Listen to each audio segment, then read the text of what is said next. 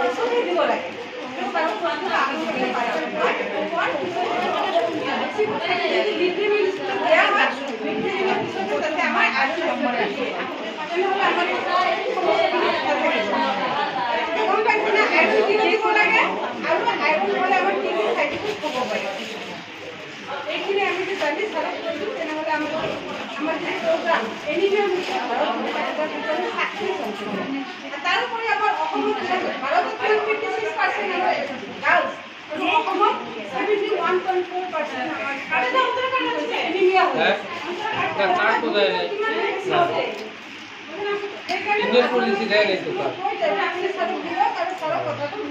card तो Indian है ना